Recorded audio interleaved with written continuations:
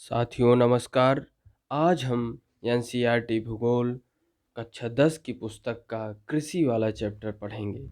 कृषि की दृष्टि से भारत एक महत्वपूर्ण देश है। इसको दो तिहाई जनसंख्या इसकी दो तिहाई जनसंख्या कृषि कार्यों में संलग्न है। कृषि एक प्राथमिक क्रिया है जो हमारे लिए अधिकांश खाद्यान्न उत्पन्न करती है। खाद्यान्नों के अतिरिक्त यह विभिन्न उद्योगों के लिए कच्चा माल भी पैदा करती है। इसके अतिरिक्त कुछ उत्पादों जैसे चाय, कॉफ़ी, मसाले इत्यादि का भी निर्यात किया जाता है। क्या आप कृषिगत कच्चे माल पर आधारित कुछ उद्योगों के नाम बता सकते हैं? दोस्तों, इसके बारे में हम सोचें। कृषि के प्रकार। कृषि हमारे देश की प्राचीन आर्थिक क्रिया है। पिछले हजारों वर्ष के दौरान भौतिक पर्यावरण, प्रौद्योगिकी और सामाजिक सांस्कृतिक रीति रिवाजों के अनुसार खेती करने की विधियों में सार्थक परिवर्तन हुआ है। जीवन निर्वाह खेती से लेकर वाणिज्य खेती तक कृषि के अनेक प्रकार हैं। वर्तमान समय में भारत के विभिन्न भागों में निम्नलिखित प्रकार के कृषि तंत्र अपनाए गए हैं। प्रारंभिक जीविका निर्वाह कृषि।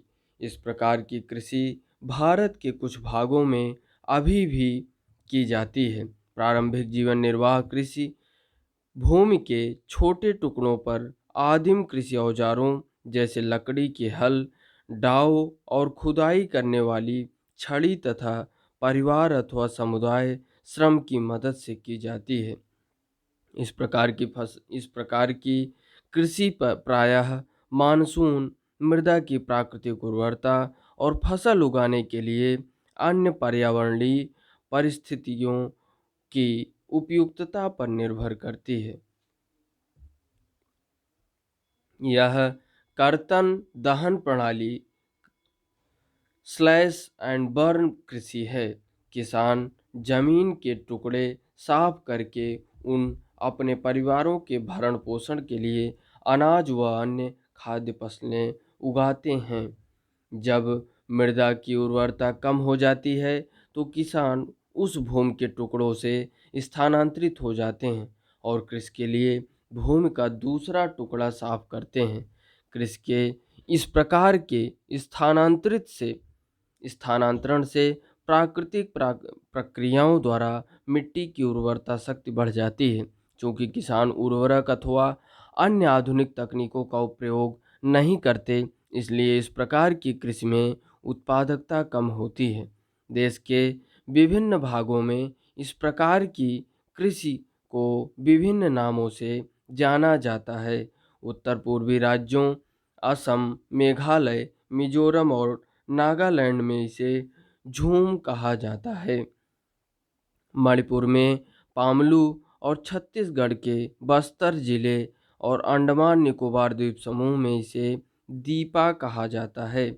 झूम कर्तन दहन प्रणाली को मैक्सिको और मध्य अमेरिका में मिल्पा, वेनेजुएला में कोनुको, ब्राज़ील में रोका, मध्य अफ्रीका में मसोले, इंडोनेशिया में लादांग और वियतनाम में रे के नाम से जाना जाता है। भारत में भी यह प्रारंभिक किस्म की खेती अनेक नामों से जानी जाती है, जैसे मध्य प्रदेश में बेबर या दहिया, आंध्र प्रदेश में पोडू अथवा पेंडा, उड़ीसा में पामा डाबी या कोमान या बरिंगा, पश्चिमी घाट में कुमारी, दक्षिण पूर्वी राजस्थान में वालरे या वाल्टरे, हिमालयन क्षेत्र में खिल, झारखंड में कुरुआ और उत्तर पूर्वी प्रदेशों में झूम आदि के नाम से जाना जाता है।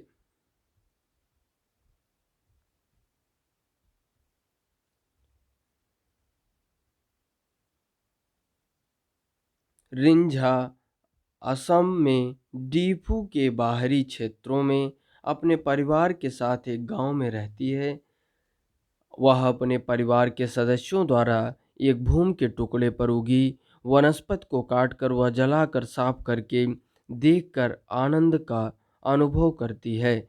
यह वह प्रायः परिवार के सदस्यों के साथ बांस के नाले द्वारा झरने से पानी लाकर अपने खेत को सिंचित करने में सहायता करती है।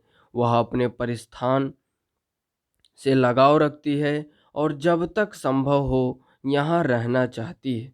परंतु इस छोटी बच्ची को अपने खेत में मिट्टी की घटती उर्वरता के बारे में कुछ भी पता नहीं है, जिसके कारण उसके परिवार को अगले वर्ष नए भूमि के टुकड़े की तलाश करनी होगी।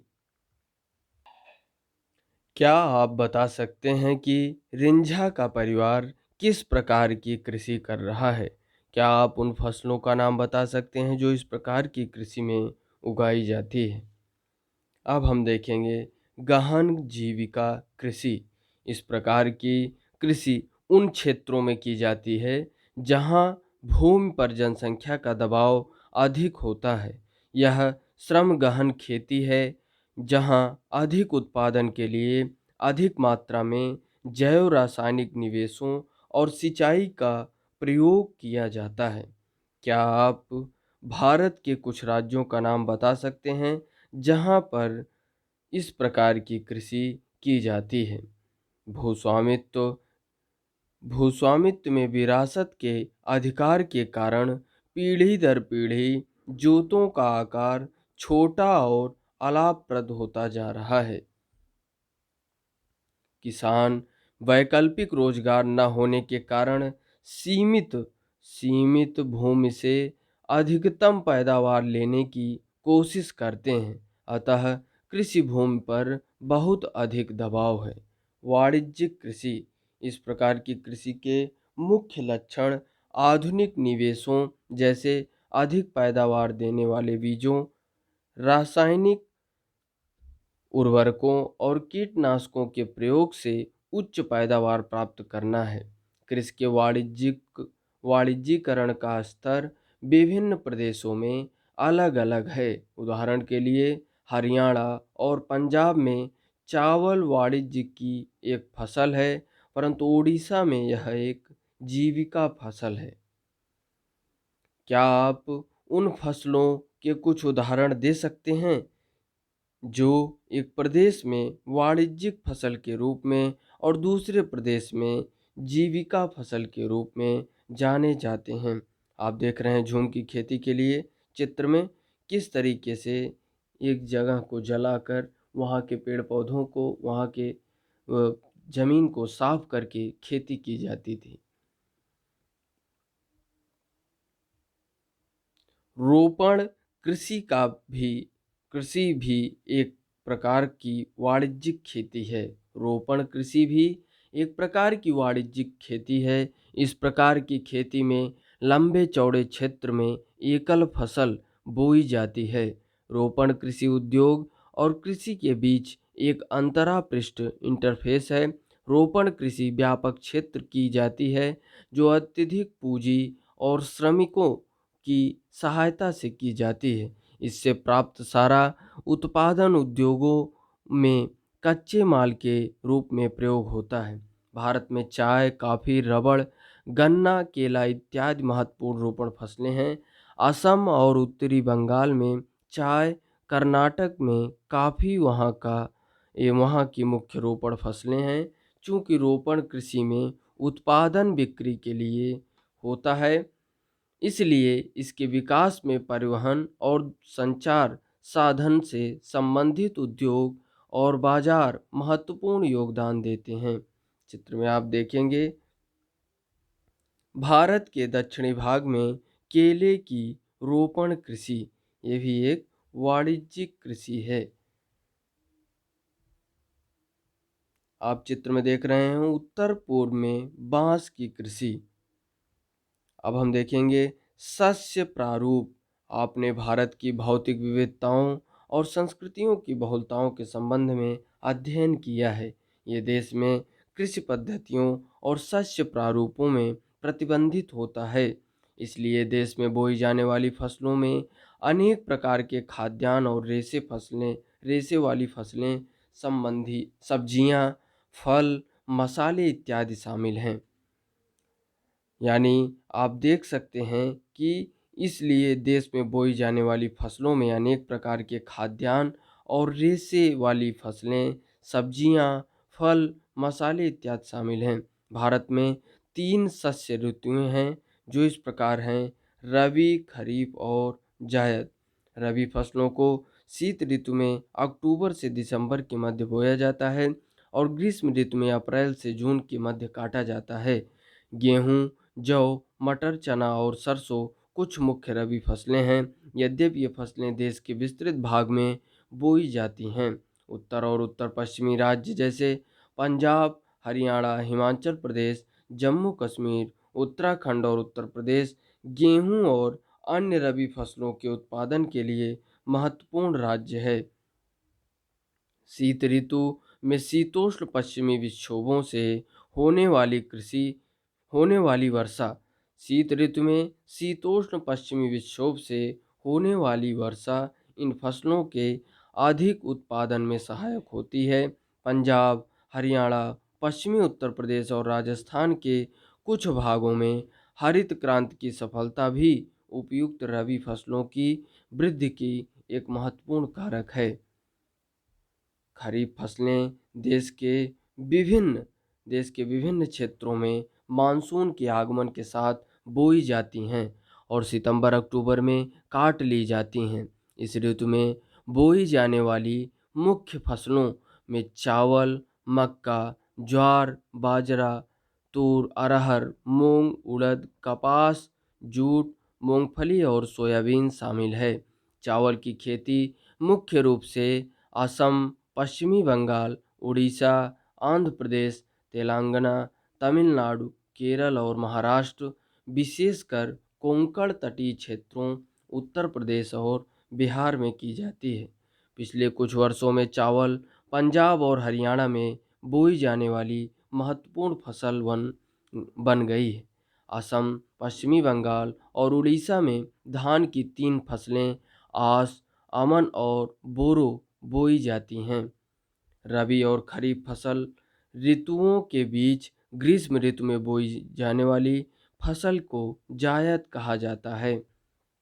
जायद ऋतु में मुख्यतः तरबूज, खरबूजे, खीरे, सब्जियों और चारे की फसलों की खेती की जाती है।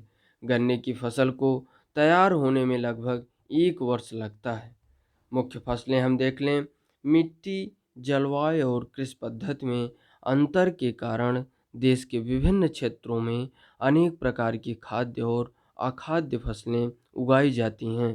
भारत में उगाई जाने वाली मुख्य फसलें चावल, गेहूं, मोटे अनाज, दालें, चाय, कॉफ़ी, गन्ना, तिलहन, कपास और जूट इत्यादि हैं।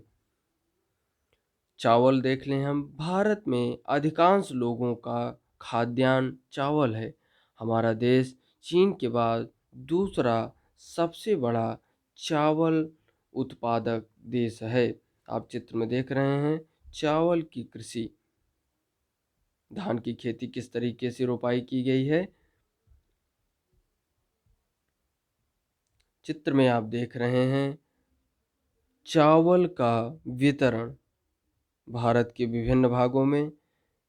जो प्रमुख क्षेत्र है हरा हरा दिख रहा है, वहाँ पर चावल की खेती में अधिकता है, जैसे पश्चिम बंगाल, बिहार, उत्तर प्रदेश के कुछ भागों में। और इधर जो है हमारा पूरा कुछ हिस्से छत्तीसगढ़, उड़ीसा और तेलंगाना,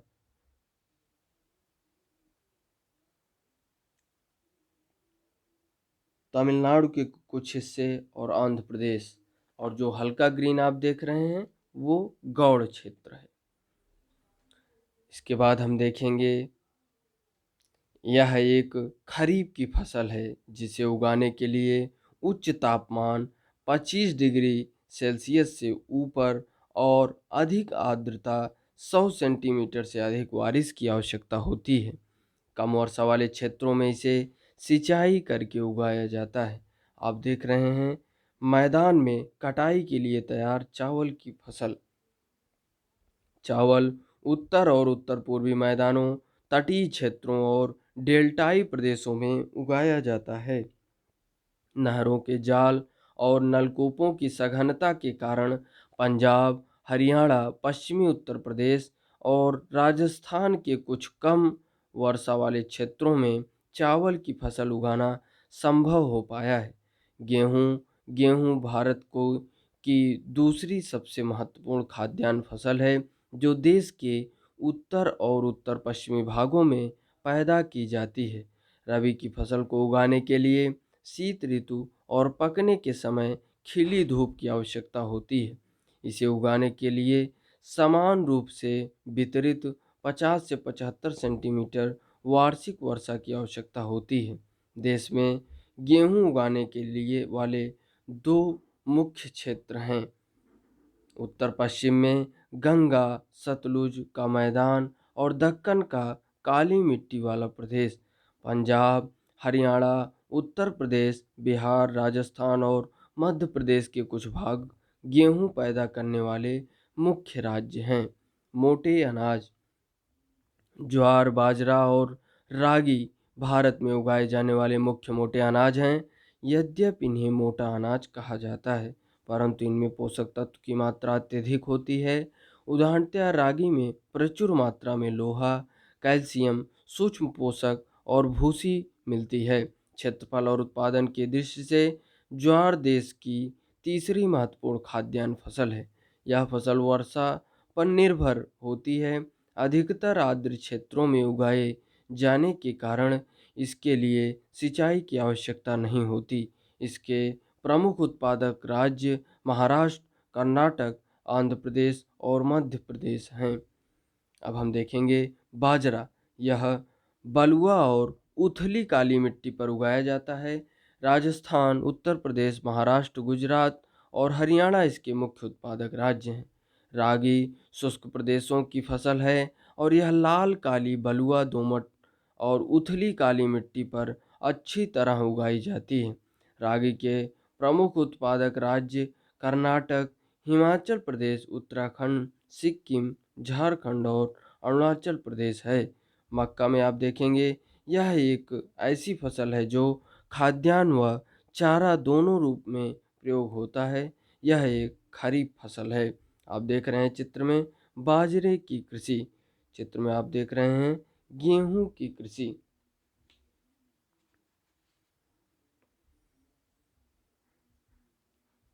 चित्र में आप देख रहे हैं प्रमुख क्षेत्र और गौड़ क्षेत्र की चर्चा की गई है, जहां पर गेहूं का वितरण अधिक होता है। आप देख रहे हैं पंजाब, पंजाब से कुछ पंजाब के इलाके, हरियाणा और उत्तर प्रदेश, मध्य प्रदेश, इन सब भागों में गेहूं की खेती अत्यधिक होती है। बिहार बिहार और उत्तर पूर्व के भागों में गौड़ क्षेत्र के अंतर्गत गेहूं की कृषि होती है। आप देख रहे हैं प्रमुख क्षेत्र और गौड़ क्षेत्र। अभी हम देख रहे थे मक्का। मक्का यह एक ऐसी फसल है जो खाद्यान्न व चारा दोनों के रूप में उगाई जाती है और यह एक खरीफ की फसल है जो 21 डिग्री सेल्सियस से 27 डिग्री सेल्सियस तापमान में और पुरानी जलोढ़ मिट्टी पर अच्छी प्रकार से उगाई जाती है। बिहार जैसे कुछ राज्यों में मक्का रबी की ऋतु में भी उगाई जाती है। आधुनिक प्रौद्योगिकी निवेशों जैसे उच्च पैदावार देने वाले बीजों, उर्वरक और सिंचाई के उपयोग से मक्का का उत्पादन बढ़ा है।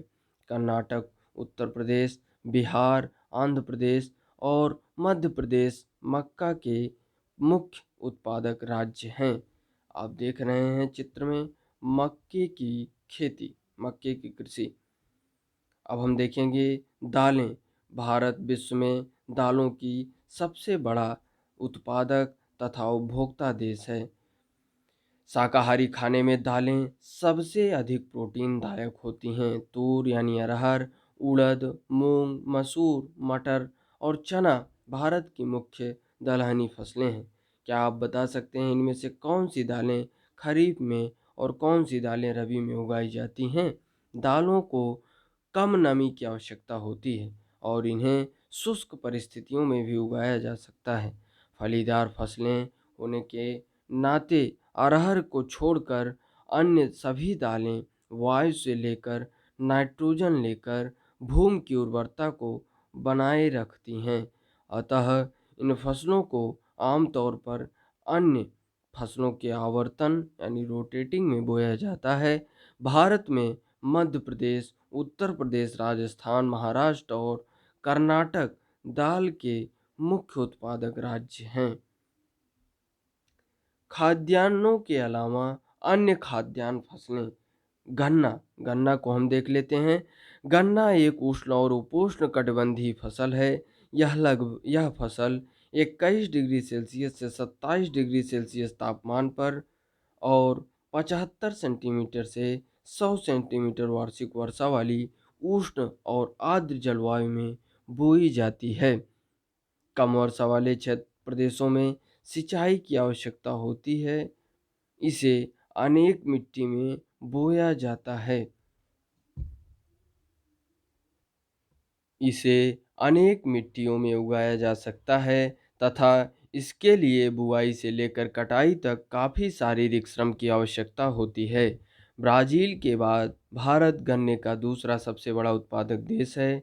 यह चीनी, गुड़, खांडसारी और शीरा बनाने के काम आता है। उत्तर प्रदेश, महाराष्ट्र, कर्नाटक, तमिलनाडु, आंध्र प्रदेश, तेलंगाना, बिहार, पंजाब और हरियाणा गन्ना के मुख्य उत्पादक राज्य हैं। चित्र में आप देख रहे हैं गन्ने की कृषि। अब हम देखेंगे तिलहन की कृषि। तिलहन 2016 में भारत विश्व में चीन के बाद दूसरा बड़ा तिलहन उत्पादक देश था। सन 2016 में तोरिया के उत्पादन में भारत का विश्व में कनाडा और चीन के बाद तीसरा स्थान है। देश में कुल बोए गए क्षेत्र के 12% भाग पर कई तिलहन की फसलें उगाई जाती हैं, जिनमें मूंगफली, सरसों, नारियल, तिल, सोयाबीन, अरंडी, बिनौला, अलसी और सूरजमुखी भारत में उगाई जाने वाली मुख्य तिलहन फसलें हैं। इनमें से अधिकतर खाद्य हैं और खाना बनाने में प्रयोग किए जाते हैं, परंतु इनमें से कुछ तेल के बीजों को साबुन, प्रसाधन, श्रृंगार का सामान और उबटन उद्योग में कच्चे माल के रूप में भी उपयोग किया जाता है। मूंगफली खरीफ की फसल है तथा देश में मुख्य तिलहनों के कुल उत्पादन का आधा भाग इसी फसल से प्राप्त होता है।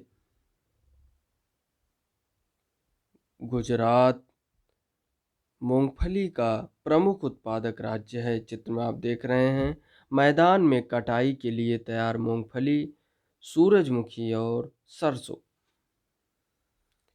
इसके अतिरिक्त राजस्थान और आंध्र प्रदेश मूंगफली के अन्य उत्पादक राज्य हैं। अलसी और सरसों रबी की फसलें हैं। तिल उत्तरी भारत में खरीफ की फसल है और दक्षिणी भारत में रबी की। अरंडी खरीफ और रबी दोनों ही फसल ऋतुओं में बोया जाता है,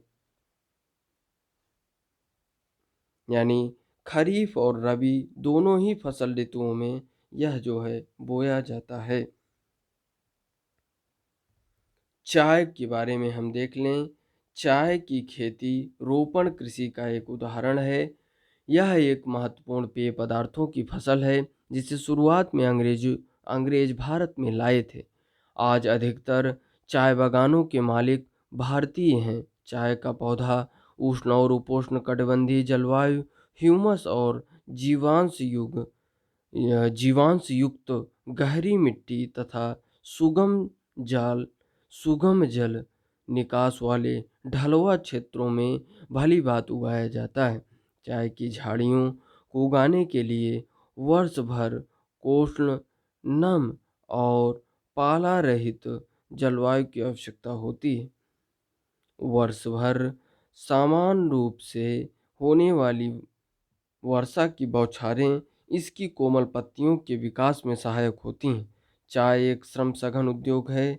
इसके लिए प्रचुर मात्रा में सहायता और कुशल श्रम चाहिए। इसकी ताजगी इसकी ताजगी बनाए रखने के लिए चाय की पत्तियां बागान में ही संसाधित की जाती हैं। चाय के मुख्य उत्पादक क्षेत्रों में असम, पश्चिम बंगाल में दार्जिलिंग और जलपाईगुड़ी जिलों की पहाड़ियाँ, तमिलनाडु और केरल है। इनके अलावा हिमाचल प्रदेश, उत्तराखंड, मेघालय, आंध्र प्रदेश और त्रिपुरा आदि राज्यों में भी चाय उगाई जाती है। सन 2014 में उत, सन 2016 में भारत विश्व में चीन के बाद दूसरा सबसे बड़ा चाय उत्पादक देश था।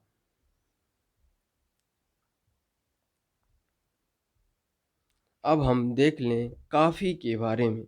सन 2016 भारतीय कॉफ़ी का अपनी गुणवत्ता के लिए विश्वविख्यात है। हमारे देश में अरेबिका किस्म की कॉफ़ी पैदा की जाती है, जो आरंभ में यमन से लाई गई थी। इस किस्म की कॉफ़ी की विश्व भर में अधिक मांग है।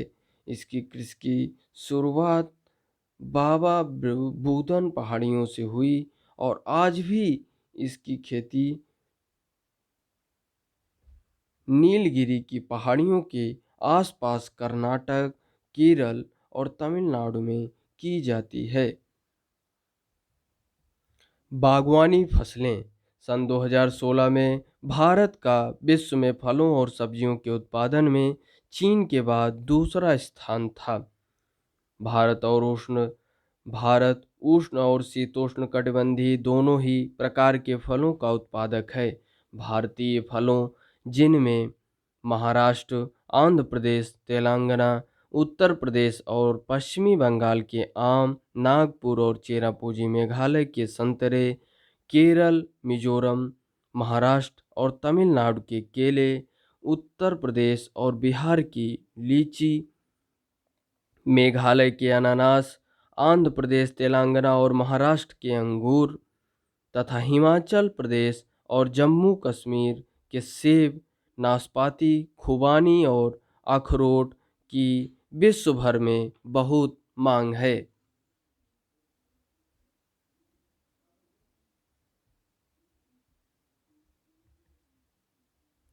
भारत विश्व की लगभग 13% सब्जियों का उत्पादन करता है। भारत का मटर, फूल गोभी, प्याज, बंद गोभी, टमाटर, बैंगन और आलू उत्पादन में प्रमुख स्थान है। चित्र में आप देख रहे हैं अखरोट, सेब और अनार की खेती।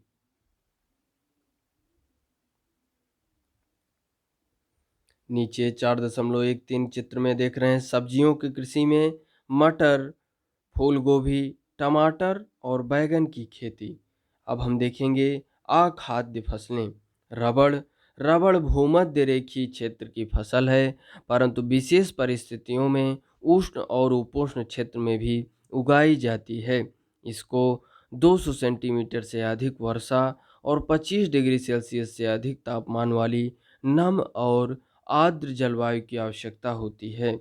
रबड़ एक महत्वपूर्ण कच्चा माल है जो उद्योगों में प्रयुक्त होता है। इसे मुख्य रूप से केरल, तमिलनाडु, कर्नाटक, अंडमान निकोबार द्वीप समूह और मेघालय में गारो पहाड़ियों में उगाया जाता है।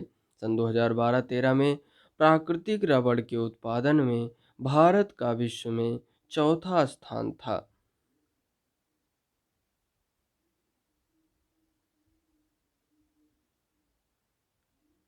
क्रियाकलाप में आप देख रहे हैं उन वस्तुओं की सूची बनाइए जिनसे जो रबड़ से बनती हैं और हम इनका प्रयोग करते हैं। रेशेदार फसलें। कपास, जूट और प्राकृतिक रेशम भारत में उगाई जाने वाली चार प्रमुख यानी कपास, जूट, सन और प्राकृतिक रेशम भारत में उगाई जाने वाली चार मुख्य रेशेदार फसलें हैं। इनमें से पहली तीन मिट्टी में फसल उगाने से प्राप्त होती हैं, कपास, जूट और सन, और चौथा रेशम के कीड़े के कोकून से प्राप्त होता है, जो मलबरी पेड़ की हरी पत्तियों पर पलता है। रेशम उत्पादन के लिए रेशम के कीड़ों का पालन रेशम उत्पादन यानी सेरीकल्चर कहलाता है। चित्र में आप देख रहे हैं कपास की कृषि। अब हम कपास के बारे में देख लें। कपास भारत को कपास के पौधे का मूल स्थान माना जाता है। भारत को कपास के पौधे का मूल स्थान माना जाता है। सूती कपड़ा उद्योग में कपास एक मुख्य कच्चा माल है। कपास उत्पादन में भारत का विश्व में तृतीय स्थान है।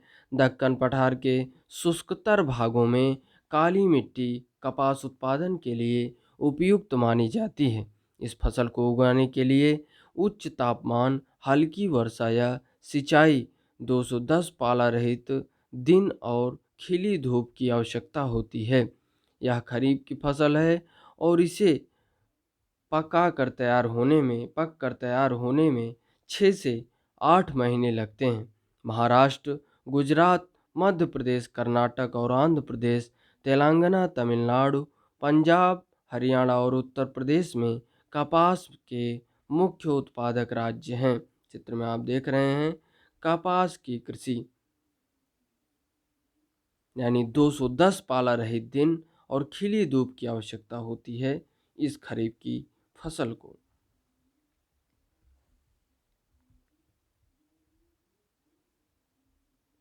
अब हम देख लें जूट। जूट को सुनहरा रेशा कहा जाता है। जूट की फसल बाढ़ के मैदानों में जल निकास वाली उर्वरक मिट्टी में उगाई जाती है। जूट को सुनहरा रेशा कहा जाता है। जूट की फसल बाढ़ के मैदानों में जल निकास वाली उर्वरक मिट्टी में उगाई जाती है, जहां हर वर्ष बाढ़ से आई नई मिट्टी जमा होती रहती है। इसके बढ़ने के समय उच्च तापमान की आवश्यकता होती है। पश्चिम बंगाल, बिहार, असम और उड़ीसा तथा मेघालय जूट के मुख्य उत्पादक राज्य हैं।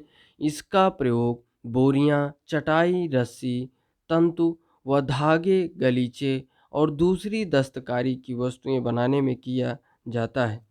इसकी उच्च लागत के कारण और कृत्रिम रेशों और पैकिंग सामग्री, विशेषकर नायलॉन की कीमत कम होने के कारण बाजार में इसकी मांग कम हो रही है। प्रौद्योगिकी और संस्थागत सुधार, जैसे कि पहले बताया गया है कि भारत में कृषि हजारों वर्षों से की जा रही है, परंतु प्रौद्योगिकी और संस्थागत परिवर्तन के अभाव में लगातार भूमि संसाधन के प्रयोग से कृषि का विकास अवरुद्ध हो जाता है तथा इसकी गति मंद हो जाती है। सिंचाई के साधनों का विकास होने के उपरांत भी देश के एक बहुत बड़े भाग में अभी भी किसान खेती बाड़ी के लिए मानसून और भूमि की प्राकृतिक उर्वरता पर निर्भर है। बढ़ती हुई जनसंख्या के लिए यह एक महत्वपूर्ण चुनौती है। 60% से भी अधिक लोगों को आजीविका प्रदान करने वाली कृषि में कुछ गंभीर तकनीकी एवं संस्थागत सुधार लाने की आवश्यकता है। के पश्चात देश में संस्थागत सुधार के लिए जोतों को चकबंदी, सहकारिता तथा जमींदारी आदि समाप्त करने की प्राथमिकता दी गई। प्रथम पंचवर्षीय योजना में भूमि सुधार मुख्य लक्ष्य था। भूमि और पुश्तैनी अधिकार के कारण यह टुकड़ों में बढ़ती जा रही थी, जिसकी चकबंदी करना अनिवार्य था। भूमि सुधार के कानून तो बने, परंतु इनके लागू करने में ढील दी गई। 1960 और 1970 के दशकों में भारत ने कई प्रकार के कृषि सुधारों की शुरुआत की। पैकेज टेक्नोलॉजी पर आधारित हरित क्रांति और श्वेत क्रांति, ऑपरेशन फ्लड जैसे कृषि सुधार के लिए कुछ रणनीतियां आरंभ की गई थी, परंतु इसके कारण विकास कुछ क्षेत्रों तक ही सीमित रह गया। इसलिए 1980 तथा 1990 के दशकों में व्यापक भूमि विकास कार्यक्रम शुरू किया गया, जो संस्थागत और तकनीकी सुधारों पर आधारित था। इस दिशा में उठाए गए कुछ महत्वपूर्ण कदमों में सूखा, बाढ़, चक्रवात, आग तथा बीमारी के लिए फसल बीमा के प्रावधान और किसानों को कम दर पर ऋण सुविधाएं प्रदान करने के लिए ग्रामीण बैंकों, सहकारी समितियों और बैंकों की स्थापना सम्मिलित थे। किसान को लाभ के लिए भारत सरकार ने किसान क्रेडिट कार्ड और व्यक्तिगत दुर्घटना बीमा योजना PAIS भी शुरू की है। इसके अलावा आकाशवाणी और दूरदर्शन पर किसानों के लिए मौसम की जानकारी के बुलेटिन और कृषि कार्यक्रम प्रसारित किए जाते हैं। किसानों को बिचौलियों और दलालों के शोषण से बचाने के लिए न्यूनतम सहायता मूल्य और कुछ महत्वपूर्ण फसलों के लाभदायक खरीद मूल्यों की सरकार घोषणा करती है। आप चित्र में देख रहे हैं, कृषि में प्रयोग होने वाले नवीन तकनीकी उपकरण को आप देख रहे हैं। ट्रैक्टर, ये तो आप सब जानते ही हैं। नए नए टेक्नोलॉजी का कृषि में उपयोग। भूदान, ग्रामदान। महात्मा गांधी ने विनोबा भावे, जिन्होंने उनके सत्याग्रह में सबसे निष्ठावान सत्याग्रही की तरह भाग लिया था, को अपना आध्यात्मिक उत्तराधिकार आध्यात्मिक उत्तराधिकारी घोषित किया था। उनकी गांधी जी के ग्राम स्वराज अवधारणा में भी गहरी आस्था थी। गांधी जी की शहादत के बाद उनके संदेश को लोगों तक पहुंचाने के लिए विनोबा भावे ने लगभग पूरे देश की पदयात्रा की। एक बार जब वे आंध्र प्रदेश के एक गांव पोचमपल्ली में बोल रहे थे, तो कुछ भूमिहीन गरीब ग्रामीणों ने उनसे अपने आर्थिक भरण पोषण के लिए कुछ भूमि मांगी। विनोबा भावे ने उनसे तुरंत कोई वायदा तो नहीं किया, परंतु उनको आश्वासन दिया कि यदि वे सहकारी खेती करें तो वे भारत सरकार से बात करके उनके लिए जमीन मुहैया करवाएंगे। अचानक श्री रामचंद्र रेड्डी उठ खड़े हुए और उन्होंने 80 भूमिहीन ग्रामीणों को 80 एकड़ भूमि बांटने की पेशकश की और इसे भूदान के नाम से जाना गया। बाद में विनोबा भावे ने यात्राएं की और अपना यह विचार पूरे भारत में फैलाया। कुछ जमींदारों ने, जो अनेक गांवों के मालिक थे, भूमिहीनों को पूरा गांव देने की पेशकश भी की। इसे ग्राम दान कहा गया। परंतु कुछ जमींदारों ने तो भूमि सीमा कानून से बचने के लिए अपनी भूमि का एक हिस्सा दान किया था। विनोबा भावे द्वारा शुरू किए गए इस भूदान ग्रामदान आंदोलन को रक्तहीन क्रांति का भी नाम दिया गया। कृषि की राष्ट्रीय अर्थव्यवस्था, रोजगार और उत्पादन में योगदान। कृषि भारतीय अर्थव्यवस्था की रीढ़ की हड्डी रही है। सकल घरेलू उत्पाद में कृषि के योगदान का अनुपात 1951 से लगातार घटने के उपरांत भी यह 2010 से 11 में देश की लगभग 52% जनसंख्या के लिए रोजगार और आजीविका का साधन थी।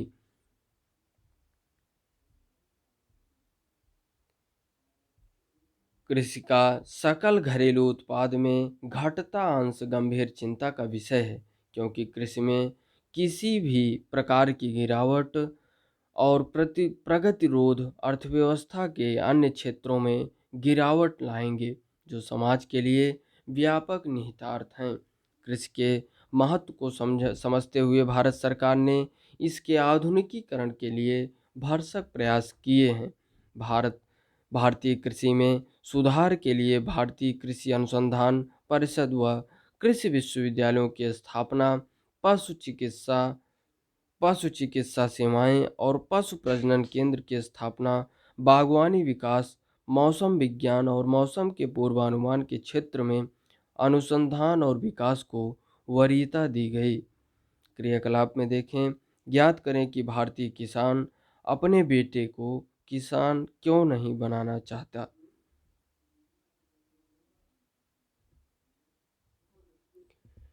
पिछले वर्षों में सकल घरेलू उत्पाद में वृद्धि हुई, परंतु इससे देश में पर्याप्त मात्रा में रोजगार के अवसर उपलब्ध नहीं हो रहे हैं। कृषि में विकास दर कम हो रही है, जो कि एक चिंताजनक स्थिति है। वर्तमान में भारतीय किसान को अंतर्राष्ट्रीय प्रतिस्पर्धा से एक बड़ी चुनौती का सामना कृषि सेक्टर में विशेष रूप से करना पड़ रहा है। आप देख रहे हैं भारत सकल घरेलू उत्पाद में वृद्धि प्रतिशत कृषि में आप देख रहे हैं 2013-14 में 4.2 और 2014-15 में -0.2, 15-16 में 1.1। उद्योगों में वृद्धि आप देख रहे हैं 5.9 और 15-16 में 7.3। सेवाएं 7.8, 10.3 और 9.2। सकल घरेलू उत्पाद में 6.6, 7.2, 7.6 2015-16 में। ये आर्थिक सर्वेक्षण 2016 के अंतरिम आंकड़े हैं। रासायनिक उर्वरक और रासायनिक उर्वरकों पर सहायकी कम करने से उत्पादन लागत बढ़ रही है। इसके अतिरिक्त कृषि उत्पादों पर आयात कर घटाने से भी देश में कृषि पर हानिकारक प्रभाव पड़ा है। किसान कृषि में पूंजी निवेश कम कर रहे हैं, जिसके कारण कृषि में रोजगार घट रहे हैं। देश के अनेक राज्यों में किसान आत्महत्याएं क्यों कर रहा है? किसान को अनेक समस्याएं से जूझ रहे हैं और कृषि भूमि घट रही है। तो क्या हम रोजगार के वैकल्पिक अवसरों के बारे में सोच सकते हैं? अब हम देखेंगे खाद्य सुरक्षा के बारे में।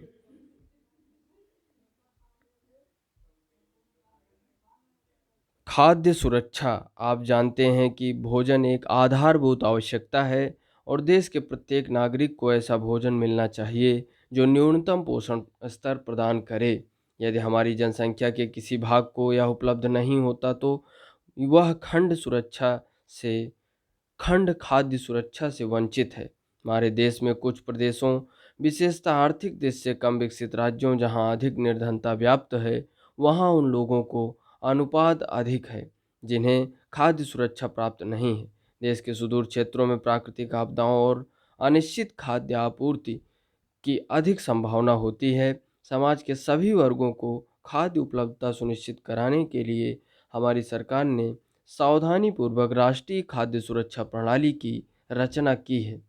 इसके दो घटक हैं, बफर स्टॉक सार्वजनिक वितरण प्रणाली (पीडीएस). जैसे कि आप जानते हैं, सार्वजनिक वितरण प्रणाली एक ऐसा कार्यक्रम है जो ग्रामीण और नगरीय क्षेत्रों में खाद्य पदार्थ और अन्य आवश्यक वस्तुएं सस्ती दरों पर उपलब्ध कराती है। भारत की खाद्य सुरक्षा नीति का प्राथमिक उद्देश्य सामान्य लोगों को खरीद सकने योग्य कीमतों पर खाद्यान्नों की उपलब्धता को सुनिश्चित करना है। इससे निर्धन भोजन प्राप्त करने में समर्थ हुए हैं। इस नीति का केंद्र कृषि उत्पादन में वृद्धि और भंडारों को बनाए रखने के लिए चावल और गेहूं की अधिक प्रगति के लिए समर्थन मूल्य को निर्धारित करना है। खाद्यान्नों को खाद्यान्नों की अधिक प्राप्ति और भंडारण की व्यवस्था फूड कॉरपोरेशन ऑफ इंडिया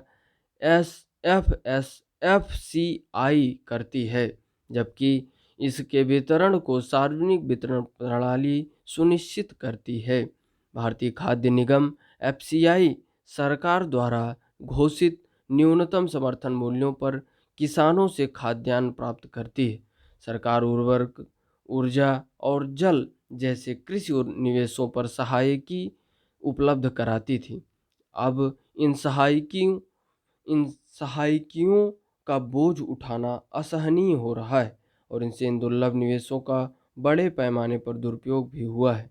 जल और उर्वरकों के अधिक और अविवेकपूर्ण प्रयोग से जलाक्रांतता, लवणता और सूक्ष्म पोषक तत्वों की कमी समस्याएं पैदा हो गई हैं। ऊंचा न्यूनतम समर्थन मूल्य, निवेशों में सहायकी और एफसीआई द्वारा शर्तिया खरीद ने शस्य प्रारूप को बिगाड़ दिया है। जो न्यूनतम समर्थन मूल्य उन्हें मिलता है, उसके लिए गेहूं और चावल की अधिक फसलें उगाई जा रही हैं।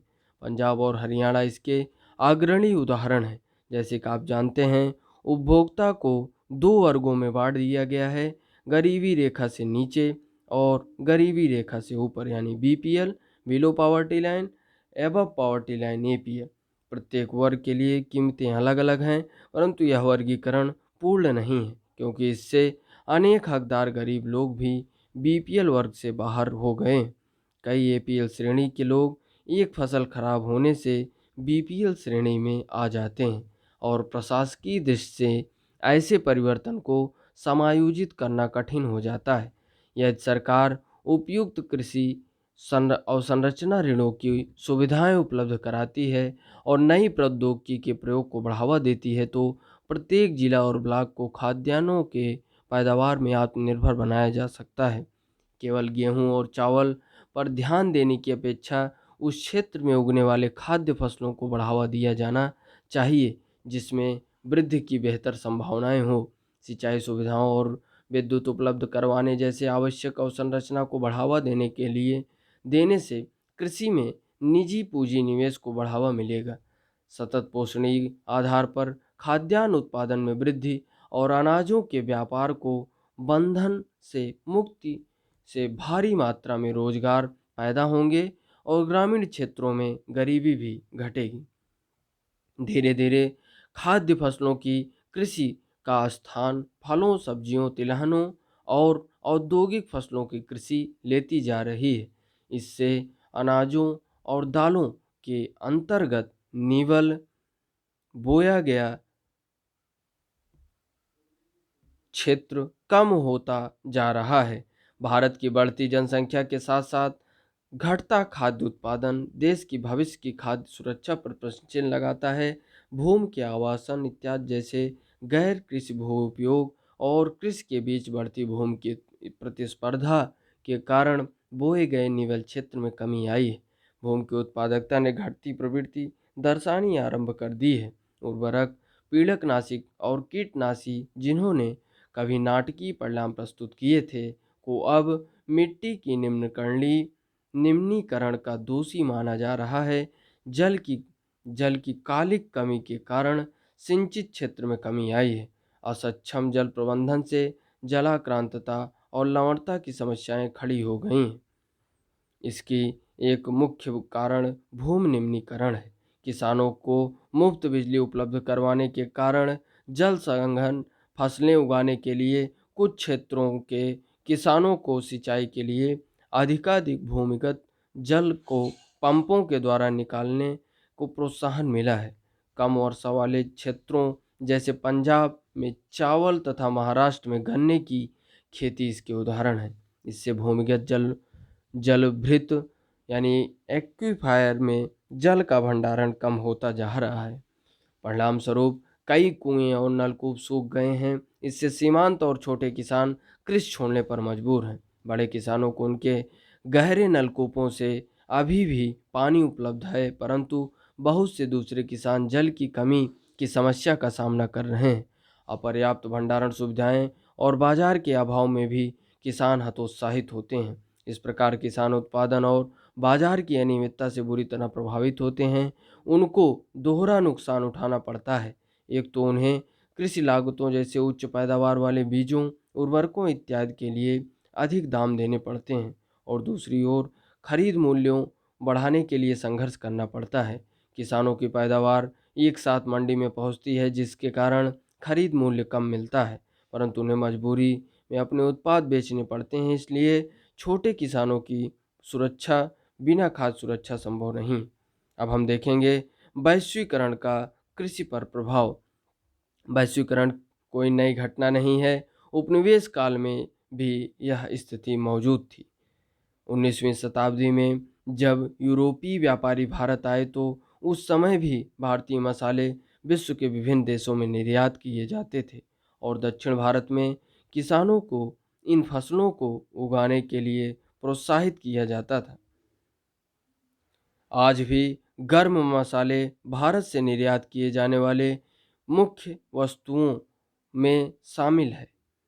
ब्रिटिश काल में अंग्रेज व्यापारी भारत के कपास क्षेत्र की ओर आकर्षित हुए थे और भारतीय कपास भारतीय कपास को ब्रिटेन में सूती वस्त्र उद्योग के लिए कच्चे माल के रूप में निर्यात किया गया। मैनचेस्टर और लिवरपूल में सूती वस्त्र उद्योग भारत में पैदा होने वाली उत्तम किस्म की कपास की उपलब्धता पर फली फूली। आपने 1917 में बिहार में हुए चंपारण आंदोलन के बारे में पढ़ा होगा। इसकी शुरुआत इसलिए हुई कि इस क्षेत्र में किसानों पर नील की खेती करने के लिए दबाव डाला गया था। नील ब्रिटेन के सूती वस्त्र उद्योगों के लिए कच्चा माल था। ये किसान इसलिए भड़के क्योंकि उन्हें अपने उपभोग के लिए अनाज उगाने से मना कर दिया गया था। चित्र में आप देख रहे हैं 11th plan must focus on farming the seeds of farmer suicide producing more food grain और world food day 16 October. Theme invest in agriculture for food and security 16 October 2006 की ये है। क्रियाकलाप में आप देख लें भारत की खाद्य सुरक्षा, इसकी आवश्यकता और प्रयास विषय पर वाद विवाद प्रतियोगिता आयोजित कीजिए। 1990 के बाद 1990 के बाद वैश्वीकरण के तहत भारतीय किसान भारतीय किसान भारतीय किसानों को कई नई चुनौतियों का सामना करना पड़ रहा है। चावल, कपास, रबड़, चाय, कॉफ़ी, जूट और मसालों का मुख्य उत्पादक होने के बावजूद भारतीय कृषि विश्व के विकसित देशों से स्पर्धा करने में असमर्थ है, क्योंकि इन देशों में कृषि को अत्यधिक सहायकी दी जाती है। आप चित्र में देख रहे हैं सागौन के क्लोन का ऊतक संवर्धन। आज भारतीय कृषि दो राहे पर है। भारतीय कृषि को सक्षम और लाभदायक बनाना है तो सीमांत और छोटे किसानों की स्थिति सुधारने पर जोर देना होगा। हरित क्रांति ने लंबा चौड़ा वायदा किया, परंतु आज यह कई विवादों से घिरी है। यह आरोप लगाया जाता रहा है कि हरित क्रांति के दौरान रसायनों के अधिक प्रयोग, जलभृतों के सूखने और जैव विविधता विलुप्त होने के कारण भूमि का निम्नीकरण हुआ है। आज जीन क्रांति संकेत शब्द है जिसमें जेनेटिक इंजीनियरिंग सम्मिलित है। आप देख रहे हैं जेनेटिक इंजीनियरिंग बीजों की नई संकर किस्मों का आविष्कार करने में शक्तिशाली पूरक के रूप में जानी जाती है।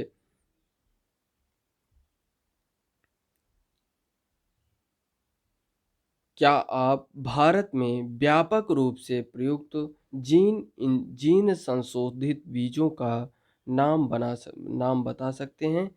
जैसे जेनेटिक मॉडिफाइड जो बैगन में है, ऐसे ऐसे बहुत सारी प्रजातियां जीएम फसल के रूप में आज उगाई जा रही हैं, जिनका जेनेटिक मॉडिफाइड किया गया है।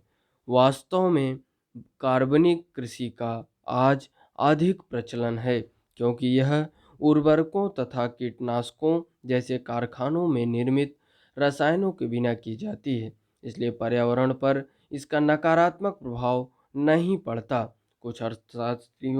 कुछ अर्थशास्त्रियों का यह भी मानना है कि बढ़ती जनसंख्या के कारण घटते आकार के जोतों पर यदि खाद्यान्नों की खेती ही होती रही तो भारतीय किसानों का भविष्य अंधकारमय है। भारत में लगभग 83.3 करोड़ लोग लगभग 25 करोड़ हेक्टेयर भूमि पर निर्भर हैं। इस प्रकार एक व्यक्ति के हिस्से में औसतन आधा हेक्टेयर से भी कम कृषि भूमि आती है। भारतीय किसानों को शस्यावर्तन करना चाहिए और खाद्यान्नों के स्थान पर कीमती फसलें उगानी चाहिए। इससे आमदनी अधिक होगी और इसके साथ पर्यावरण निम्नीकरण में कमी आएगी।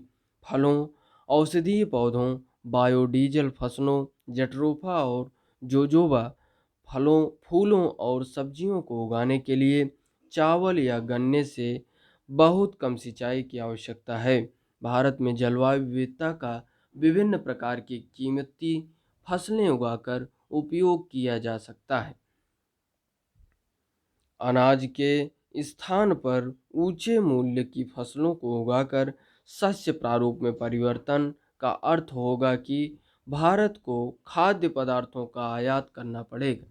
1960 के दशक में इसे एक आपदा के रूप में देखा गया होता, परंतु यदि हम कीमती फसलों के उत्पाद निर्यात करके खाद्यान्न आयात करते हैं तो हम भी चिली, इजराइल और इटली की अर्थव्यवस्था का अनुकरण करेंगे, जो विभिन्न कृषि उत्पाद, फल, शराब, जैतून विशेषकर बीज निर्यात करके खाद्य पदार्थ आयात करते हैं।